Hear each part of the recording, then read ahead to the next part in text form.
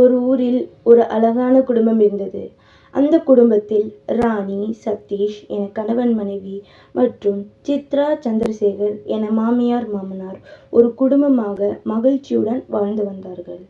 சில மாதம் கழித்து ராணிக்கும் சதீஷுக்கும் ஒரு அழகான பெண் குழந்தை பிறந்தது. அவள் பெயர் காவ்யா. அவள் புத்திசாலியான குழந்தை மற்றும் நல்ல குணமுள்ள குழந்தை. காவ்யா பிறந்து 5 வருடத்திற்கு பிறகு அவள் அப்பா சதீஷ் மரணம் அடைந்தார்.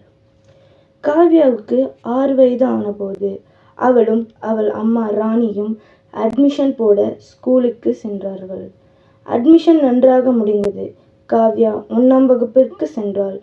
பள்ளிக்கு செல்லும் முதல் நாளில் அவளுக்கு மீரான்ற பொண்ணு ஃப்ரெண்ட் ஆனா. இப்படியே சில வருடங்கள் கழித்தது. காவ்யா 4ஆம் வகுப்பு கோடை விடுமுறையில் இருக்கிறாள். விடுமுறை நாட்கள் முடிந்துவிட்டன.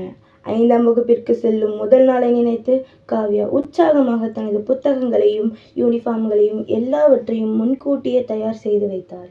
மறுநாள் பள்ளிக்கு செல்லும் எண்ணத்தில் மகிழ்ச்சியாக இருந்தாள். காவ்யா பள்ளி செல்லும் நாளும் வந்தது. அடுத்த நொடி என்ன நடந்துச்சுன்னு தெரிஞ்சுக்கணுமா? இந்த வீடியோ பிடிச்சிருந்தா மறக்காமல் லைக் பண்ணுங்கள். அதுக்கு பார்ட் 2க்கு வெயிட் பண்ணுங்க.